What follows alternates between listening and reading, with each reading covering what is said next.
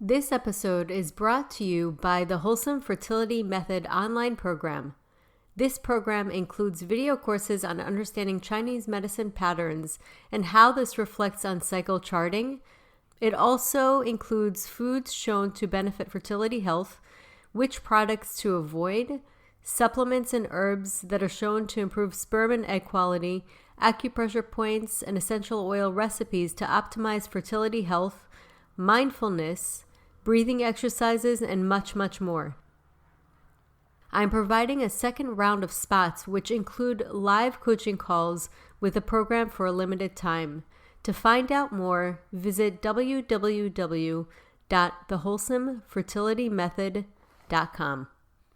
Episode number 38 of the Wholesome Fertility Podcast.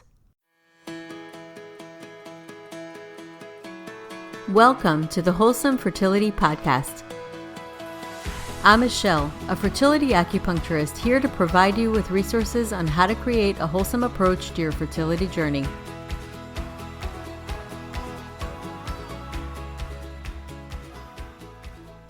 My guest today is Amira Posner. Amira and her husband experienced secondary infertility. After several failed IUIs, Amira conceived her twins through IVF. It was her own personal experience with infertility that was the catalyst for healinginfertility.ca. Amira Posner is a therapist with a private practice in Toronto, Ontario. Amira has both a Bachelor and Masters Degree in social work from the University of Manitoba. She works with individuals and couples who are struggling with infertility. Amira developed and now facilitates the Mind-Body Fertility Group and co-facilitates the Online Mindfulness Fertility Series. In addition to working with individuals, couples, and families providing therapy in a secure, safe setting, Amira is a member of the Ontario Association of Social Workers and Ontario College of Social Workers and Social Service Workers. Amira is a certified hypnotherapist and Reiki practitioner. Amira is also the mother of 3 miracles. She supports couples worldwide. So welcome to the podcast, Amira. Thank you, Michelle. So can you share your own personal journey and how that inspired you to do the work that you're doing today? Yeah, so my journey started 10 years ago.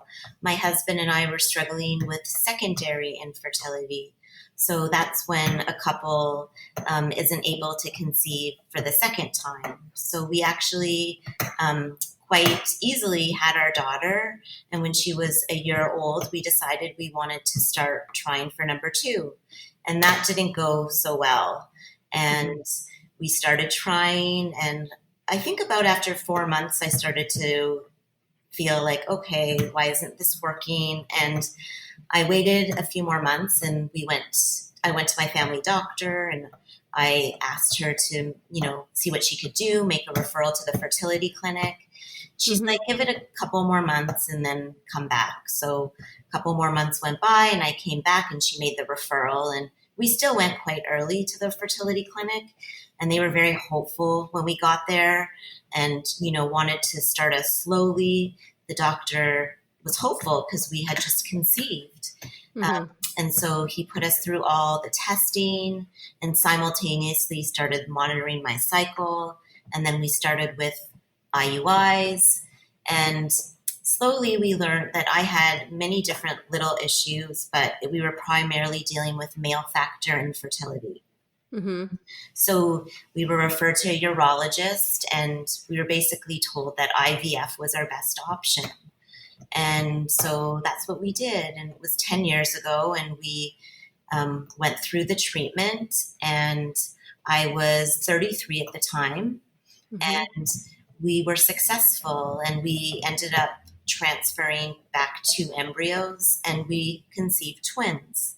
Wow. Yeah.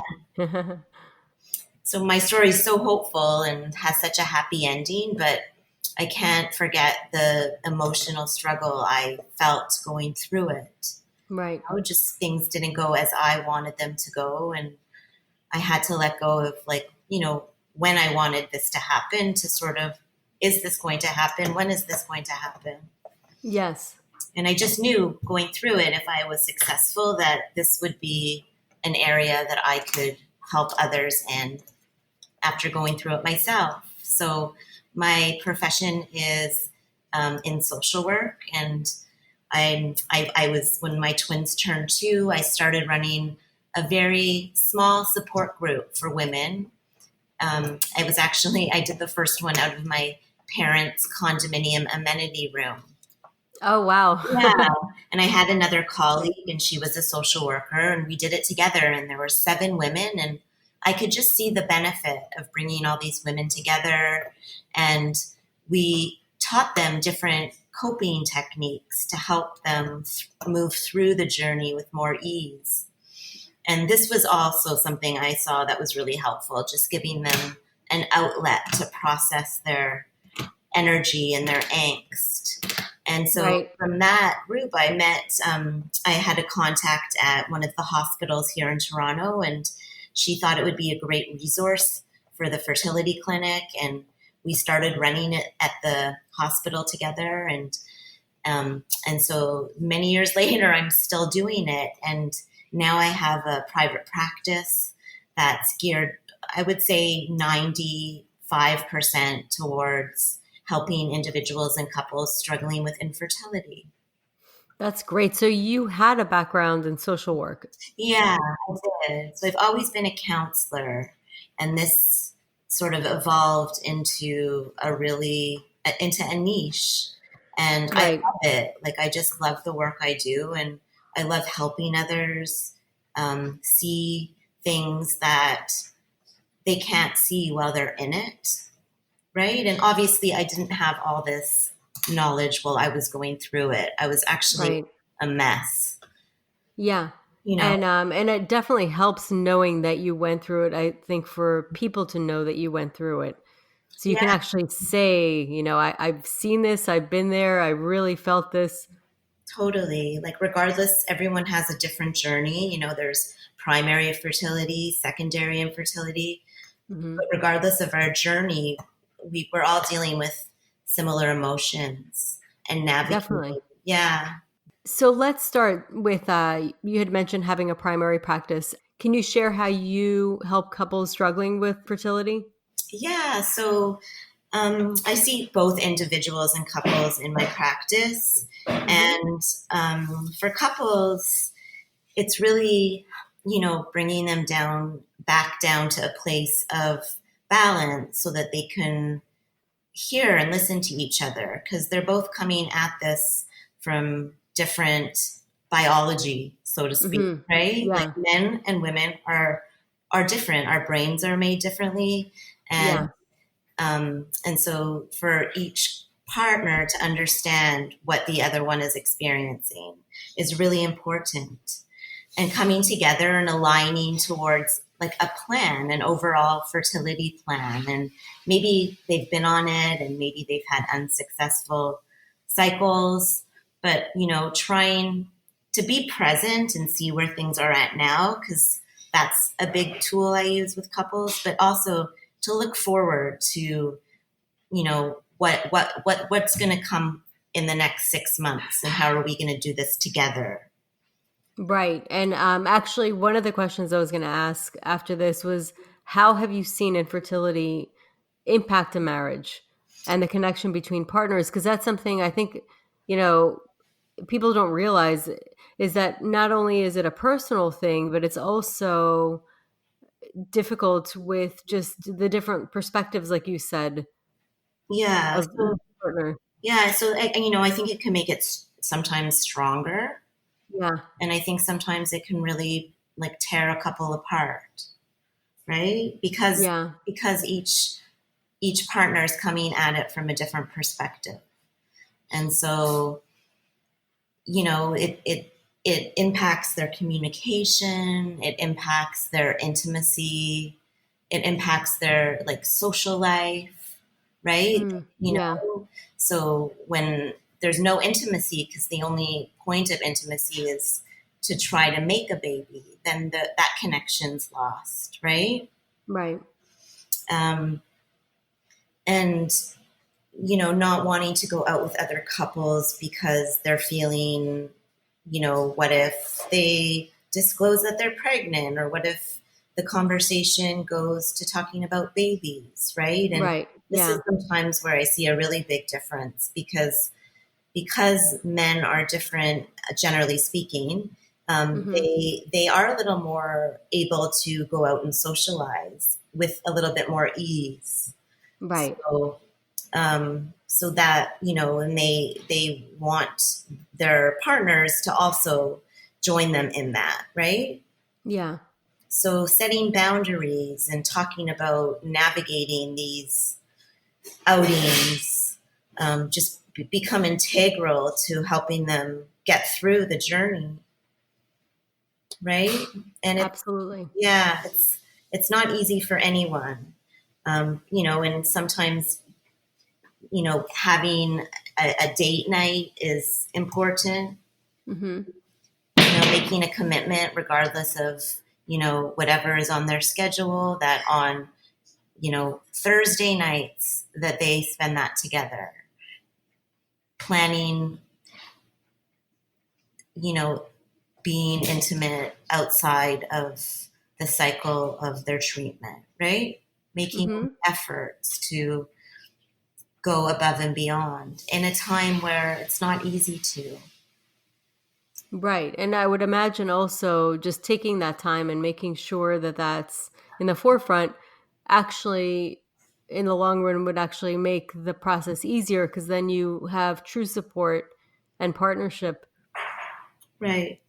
Yeah. And, it consumes the relationship. So helping them both as individuals and couples, not let it overtake, because infertility tends to overtake and make us feel like we don't have control, and we need to take that control back and and be sort of back to where we are, right? And Right. in the And relationship we have with I ourselves and with our partners.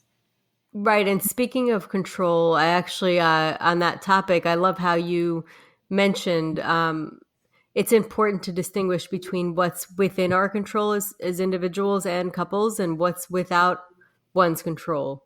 Right. I always like to make this distinguishment because Hmm. I think sometimes we can bang our heads against the wall Hmm. when we try to control the things that we can't, right? Yeah. So that was thunder, by the way. Oh, is it? Wow. So, really honing in on what are those things that we can control in this journey. And there's many. And so some of them are which clinic we chose to do treatment at, Hmm. what naturopathic doctor we see, what we fill our minds with during the day, how we move Hmm. our body, Right. right? These are all within our control. But then there's the aspects that aren't in our control. And those are, how our body's going to respond to treatment Hmm. and the results or outcome, or, things in the community when we go outside of our home that may or may not trigger us. Right. Right? So those are things we can't control.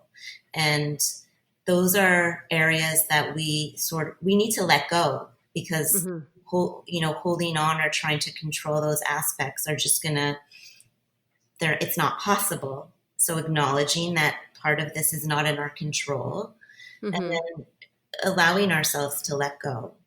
And that's not easy. And when I say let go, I don't mean letting go of your desire to be a mother, or to get pregnant. I Hmm. mean, just letting go of those things that aren't helpful.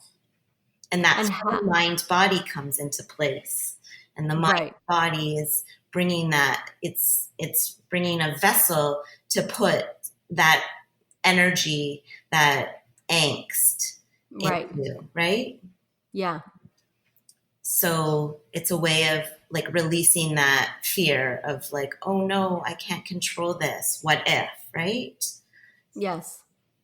So it's like a tool to aid because it is a hard thing to do. I think that ultimately our first initial response, and it's a very human response is that we try to avoid anything that makes us feel bad Right. or is out of our control, and we want to change it. Right. Or even And just so uncertainty, right? exactly, it creates anxiety. Right. And so what kind of tools do you provide? Because it is tough. It's like in theory, yeah, it's great to let go of that control, but how do you actually implement that? So there's a number of tools that I use, and it's really training yourself to notice that yes, there's anxiety in this process, and it's going to come up at various points. Hmm. And through mind body techniques such as mindfulness and cognitive restructuring and self hypnosis to allow these feelings to like move through us. Hmm. I know that sounds maybe a bit cheesy, but they're going to exist regardless. So let them exist, but we don't need to let them mean as much as they do to us and carry the weight and to take us all up into the whole story of all the catastrophizing about our experience. Right. I mean, listen, I agree with you 100%. And I've personally changed so much with that, but I just asking the questions because there's some people that they don't know how to implement that or how to translate it, even though they know that that's what they should do. Right. And So it's kind of a difficult, it's abstract. right. So I guess to make it more concrete, you know, rarely are do we function in the present moment, Right. right? And oftentimes, especially when we're in a struggle, and then in this case, infertility, where our mind is ruminating about past experiences or failed cycles, and then Right. we're also thinking forward to the future about what we're going to do next. Hmm. And will it happen next? Will it ever happen? Trying to get as much information as we can to help us move to the next step. But what we're missing is what is actually happening now in the moment. Right. And we need to bring that into our lives Yeah. because that's in many, there's more to it than that. Like we need to be gentle with ourselves and we need to cultivate gratitude and we need to, and when we can like do that, we're not as reactive and we're not as stressed and we're not as susceptible to all the negative thoughts. Right. So Yeah. so it's not easy. It sounds easy and it sounds maybe a little too simple it sounds a little too simple, but it's not at all, right? Yeah. It takes It's a practice, definitely, without a yeah, doubt.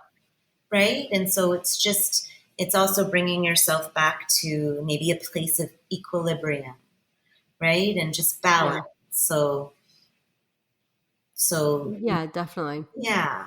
I think ultimately, if you can do it, and if you do get to the point of acceptance, I love that book by Tara Brach.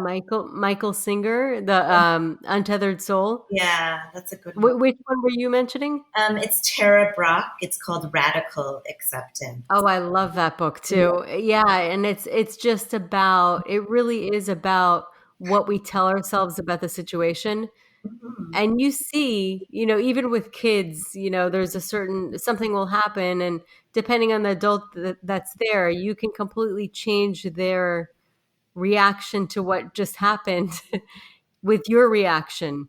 You Right. know, that's kind of an example. It's a very simplistic example, but it really does come down to a personal reaction. And the thing is that's always tough is that obviously the first reaction, it's not to invalidate, absolutely not, but it is very empowering if you can actually just allow yourself to go through it and really believe that you can and you have the power to. Right. Yeah. Right. Like putting our energies towards what we want to happen. Right.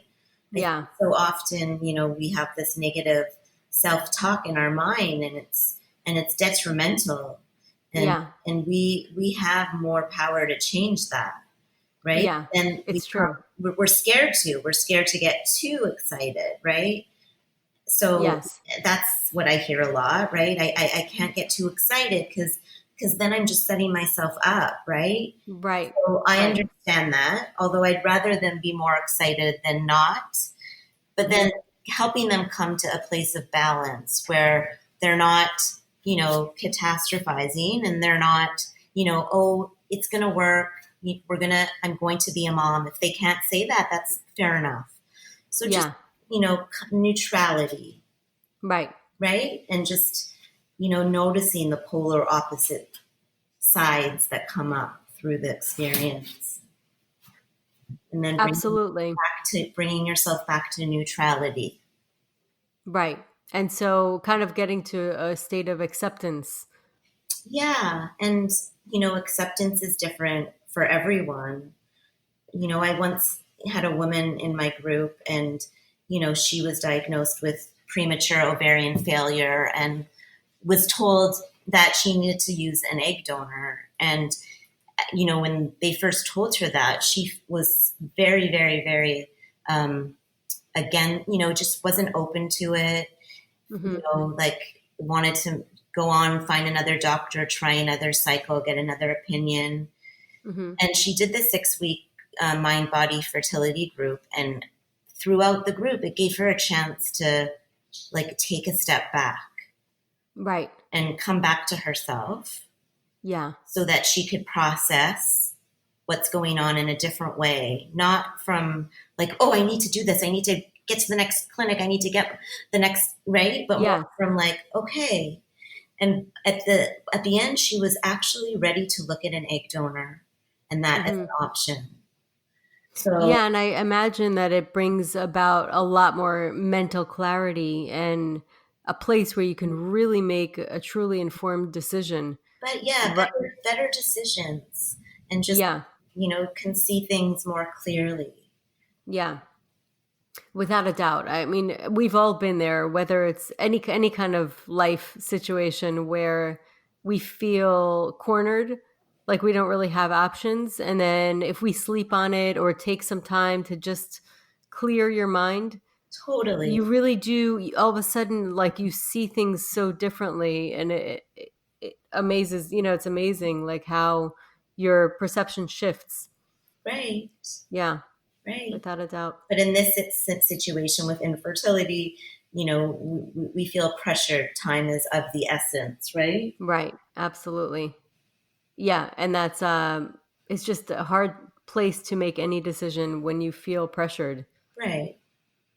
And so what are some of the techniques that the mind body techniques that you implement or that your clients implement in your program? Yeah. So I'm a certified hypnotherapist, but I did a special training course. It's called the Fertile Body Method, and Mhm. it's specifically applying mind, body, and hypnosis techniques towards fertility. Mhm. So this is a technique that we use to how and there's actually many different techniques, from visualization um, to helping yourself relax.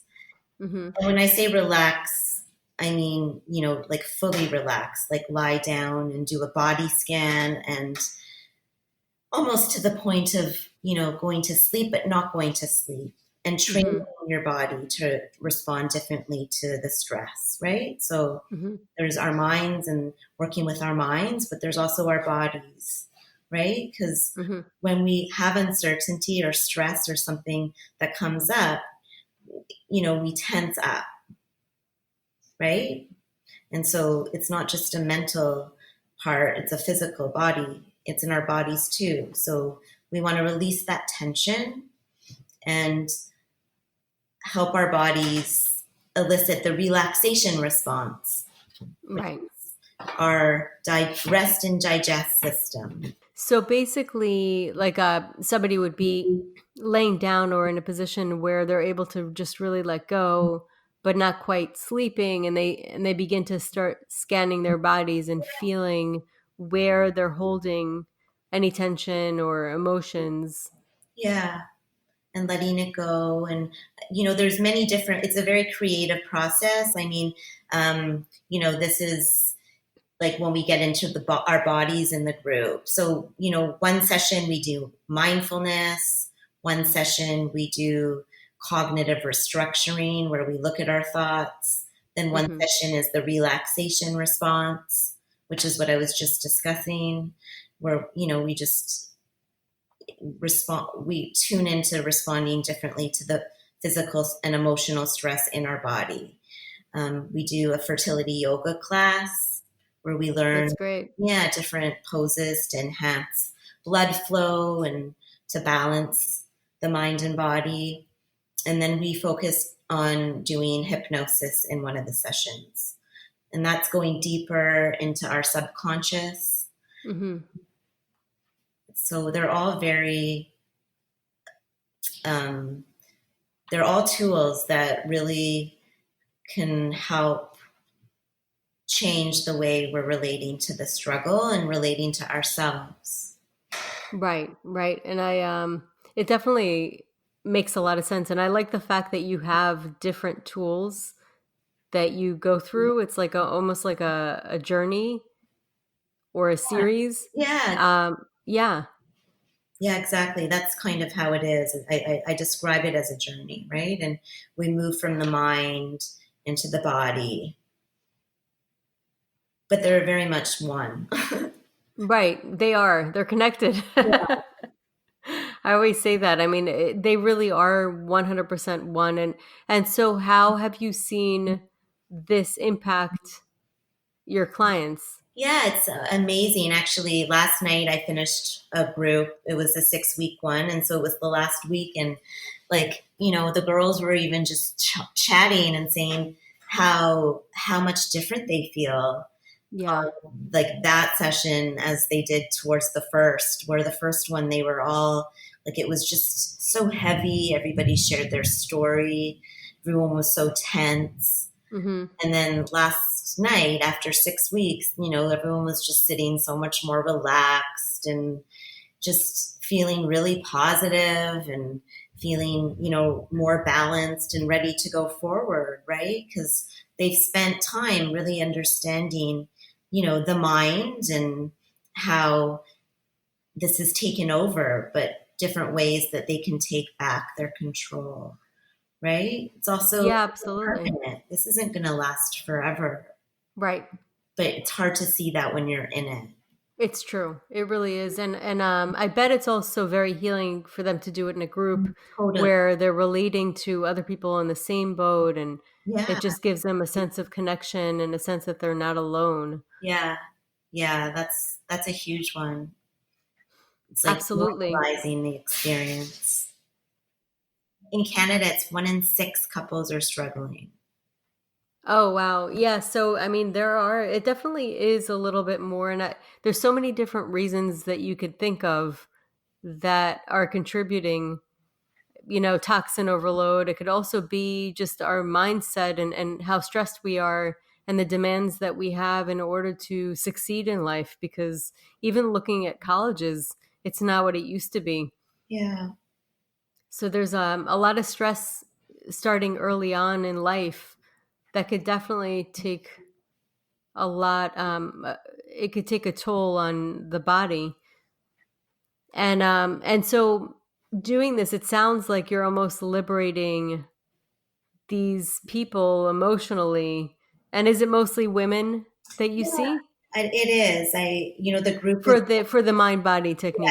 but I do see couples, and I Hmm. I have seen, scenarios where, I'll see a guy and he'll very much be like, you know, riding and the driving force for the treatment, and the woman will be much more laid back.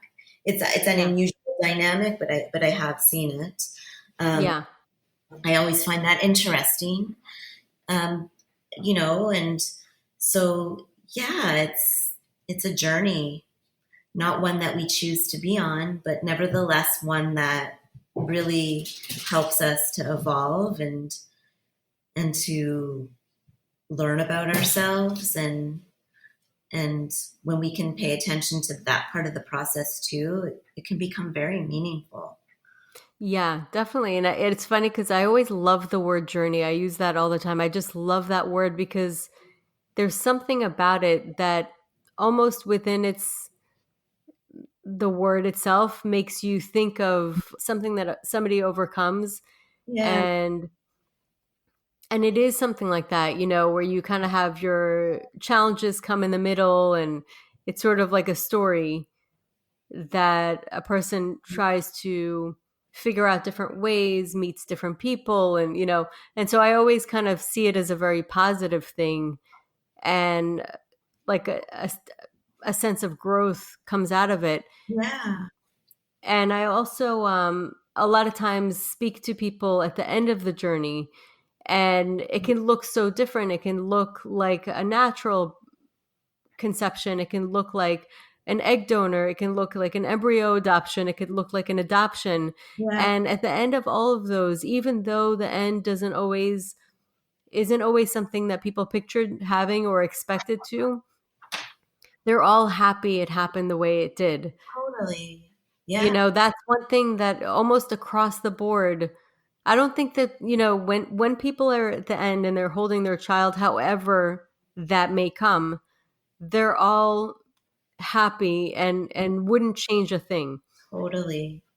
So that's something that I've seen across the board, which I always like to say because I know there's somebody who might be listening that this might give hope to. It is something that once you get through it, makes a lot more sense. And like you said, has more meaning.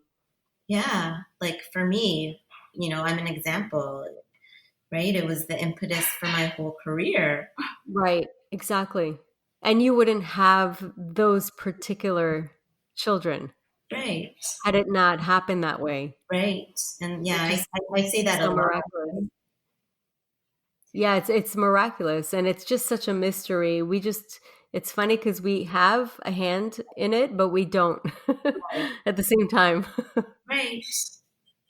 And that's really important, Yeah, which is, finding that meaning. goes back to the control thing. Like we have control and we don't have control at the same time. Yeah, And it is almost, in some weird sense, I've talked to another guest and we're talking about how some people might feel like, why me?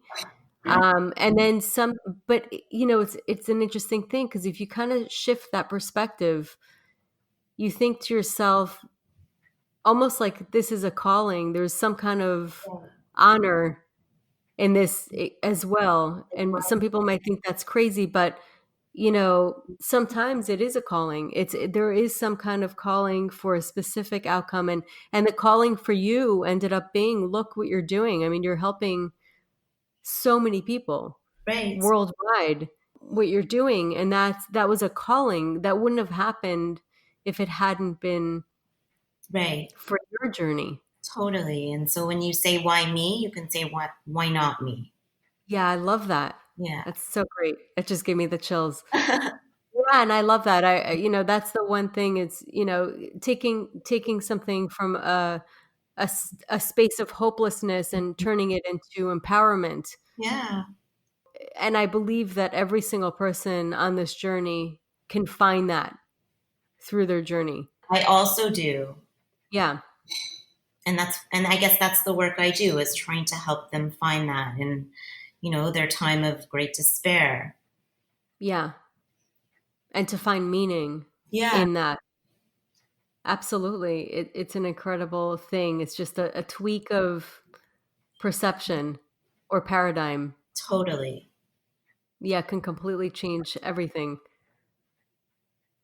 So awesome. So can you share some inspiring client stories? Yes, I can. So I have one story. I have a few stories, but this one particular one I share with so many because it's quite miraculous. So this woman, she did a group of mine ages ago, and she needed to pursue IVF because of male factor infertility. But the issue was no matter how much medication they gave her, she would only make one egg.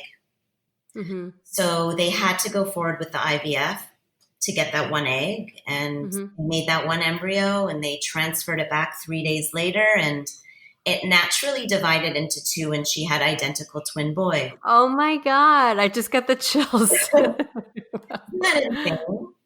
Oh, wow. Yeah.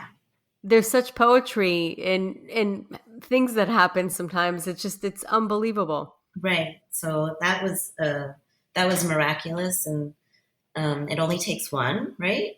Yeah. And another story, a woman, she was struggling with secondary infertility, and she had tried IVF. I think she had done 7 cycles. Her first child was 3, and she really, after 7 cycles, her doctor basically, said, I think you should get a second opinion. There's nothing else I can do for you. And so she had connected with a fertility clinic in the States and had an appointment. And during that time, she got pregnant naturally. And she couldn't believe it.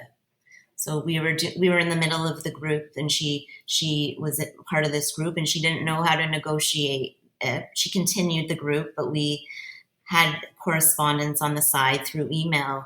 And the title of our emails was Nail Biter, because she was so anxious, like she couldn't believe she was pregnant. And Oh it my God, happened how naturally exciting. after 7 failed cycles. And anyhow, she went on to have her son and was so happy, but she was so nail biter was an indication that she was biting her nails Yeah. throughout the process. So that was quite amazing. She was in disbelief, and I was I wasn't in disbelief, but Yeah. I liked watching her disbelief. Yeah, absolutely. And it goes to show that it's such a mystery. It's such a Totally. mysterious journey, and as much as even I spend years learning and studying and figuring out what the best foods are, what the best everything is, nobody can predict this. Right. Right. And it's amazing that way. It's almost it's sacred, because it's something that is within the realms of the mystery of creation. We have some control over it. I think one of the things is just listening to what our bodies are telling us, because sometimes people end up diagnosing themselves or figuring out um, that they have autoimmune disease or certain underlying issues that they need to address and conditions. So in that sense, it's almost like hints that the body's telling you that actually make you better at the end of it than you started, because you know more about yourself. And so it's just a mystery, because we don't know. We just don't know. Right. The more I do this, the more I realize that. Right. Right. Maybe one day we will, but doubtfully in our time. Yeah, definitely. And I think, well, part of it, I think, is always going to be a mystery. And maybe that's the beauty of letting go. Right. And You just know, surrendering, right? And believing and envisioning and just, having faith. Not necessarily yeah, in like a God, but in nature, in a higher power. Right? right. And trusting. And I always say, we know that our bodies have intelligence, but what makes us think that that intelligence stops at the body? Like everything's perfect. The hormones do something, every cell does something. There's this perfect harmonious balance that the body always reverts to. What makes us think that that intelligence stops at the body? Right. It's and that same intelligence makes the world, the universe work the way it does. It makes the planets run the way they do in this perfect cycle. So like, why would it stop? At that point where we can only see it. Totally. It doesn't stop. I think it's through our subconscious, it's connected, and you know, it's so fascinating. It is. I love this topic. I could talk about it for hours, because it just is. There's something, just because we can't see it under a microscope does not mean that it doesn't exist. Right. And so But when I you're always like to. But when you're What's that? but when you're in the depths of your despair, it's hard to even entertain, thinking this, right? And believing. Yes. So that's where the work is. Right. And that's where you help your clients take a pause and maybe kind of come back to themselves. Yeah. So, is there a tip that you can share for the listeners? Okay. So the advice I would give is, to really mother yourself and honor yourself. And that may sound cheesy, but I think you mentioned it well, Michelle, when you said starting with yourself. And that will require slowing down, and it will require, spending time with yourself. Either like before you have to go out in the community to work, or around people that make you feel less than because you aren't yet where they are, and just allowing yourself to be where you are. Because the only way you're going to get to the next step is just honoring and accepting that this is where you are on your journey. We can't change it, right? Yeah, absolutely. I think that that's a great tip for people to hear. It's so important to honor ourselves, and just taking that intention, even once per day, Yeah, just having that intention, just by thinking it, I feel like you're already doing something. yeah. And, visualizing, Mm-hmm. right? And really believing that we're capable and that your body's capable. Because there's, like we were just talking about, the body holds this knowledge that is like beyond our conscious comprehension. So, Right. and that's also not in our control, right? Yeah. And So, also visualization. I mean, there's been studies showing that like if you visualize yourself exercising, there's almost no difference from you exercise. Your body starts to respond to whatever you're visualizing. It's crazy. yeah. So, talking about it with your partner, thinking about it, putting your hand on your belly and like imagine your belly getting bigger, what it's going to feel like. Yeah, it's amazing. Yeah. So awesome. Where can people find you? Yeah, so I'm on the internet. I have a website. It's healinginfertility.ca. If you go to my blog section, I've done a lot of writings. I've also had a lot of publications. I'm happy to answer any questions. If you have any, feel free to email me. I support couples worldwide, and I'm rooting for you. Awesome. I love that. That's Yeah, great. And I love what you do. It's taking really difficult journeys and really empowering them. And I'm all about empowerment. I love that. Anybody who's empowering other people, I think is just the highest calling. thank you, Michelle. Well, you too. You do the same in your work. So Thank you. yeah, I want to. My intention. So thank you so much for coming on. It was such a pleasure having you. it was lovely talking. And who knows, maybe I'll come back for a second one day. Love to. Thank you so much. Okay, take care. So that concludes today's episode. You can find all the links mentioned on the episode notes. If you're enjoying these episodes, please take a moment to leave a review. Reviews are everything to podcasters. You can find me on my website at www.thewholesomelotus.com. And please be on the lookout for my online course and program. This course has emerged from everything that I've been using for the fertility program I now offer at my office. I wanted to consolidate all of my suggestions and coaching and put it into a form that anyone can purchase and use. It was important for me to encompass key fertility health factors as well as guide you in implementing changes in your routine that are shown to boost fertility while being realistic and user-friendly. I will be offering this course with and without coaching. If you're interested and want updates as well as a free ebook on my top 10 fertility boosting habits, you can visit my fertility page on www.thewholesomelotus.com, where you can find the subscription form. I thank you so much for listening in and hope you have a beautiful day